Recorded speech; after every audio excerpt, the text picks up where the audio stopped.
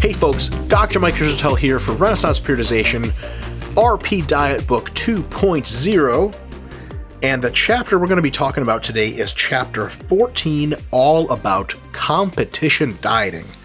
We filmed it a bit earlier, and here's that footage. So this chapter is about how to eat for, prior to, during, maybe after in some senses, a competition that is not endurance-based. And it's a pretty meaty chapter. I'm just going to give you guys some real basic recommendations summed up from the chapter.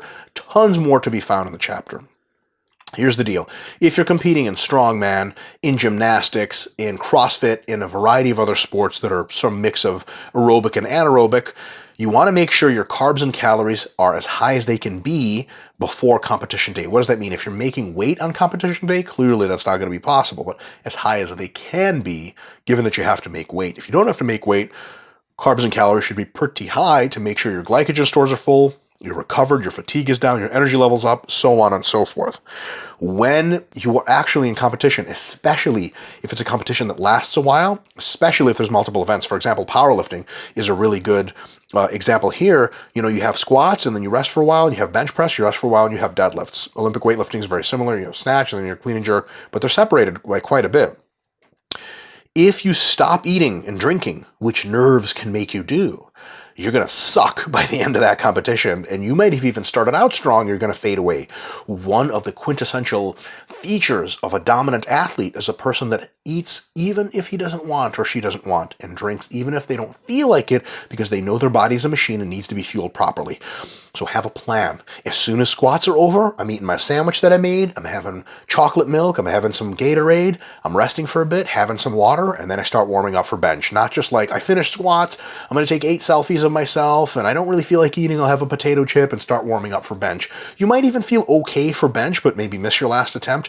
By the time deadlifts come up, you can't eat your way out of that big of a hole. You're just going to be low energy, and it's going to suck. So make sure you have a plan, eat throughout the competition, right? It's really easy to stop due to nerves, distraction, 50 other things. Here's another cool tip.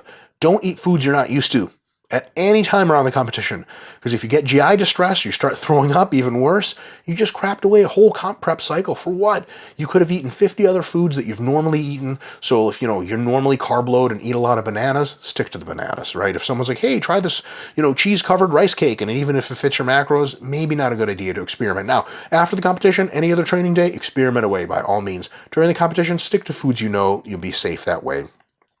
Drink as soon as the event is finished, before your next event. Eat as well, because you want digestion to occur and absorption to occur. So for example, after you squat, make sure you eat within 15 to 30 minutes after squats are over, so that you can digest, absorb, make all that energy and nutrients go to where they're needed in the working muscle, hydrate everything, and then when you're warming up for bench press, stuff will be where it needs to be. You don't want to be like, oh, bench in 15 minutes. Ah, crap, I haven't eaten in 2 hours. Slam a bunch of food, you're going to feel bloated. The food doesn't just instantly go to your muscles. It takes hours to do that. So make sure you time within a multi-event competition, eating right after every single event. Here's the thing. You're not going to want to do that. You have to tell yourself to do that, right? You want to avoid super high fat foods, super high fiber foods, and super high protein foods. You need foods with a decent amount of protein, a lot of fluids, a lot of carbohydrate. That's competition eating. Doesn't mean you get the most delicious things ever. No, right? Do you weigh for a weightlifting competition and then eat, like a Egg McMuffin sandwich with bacon on it? Probably not. Is it tasty? Yes. Is it performance enhancing to the maximum? No. Save that stuff for after the competition. Listen, after the competition, you can eat whatever the heck you want. During the competition and right before, eat what science tells you to eat instead of what you feel like eating.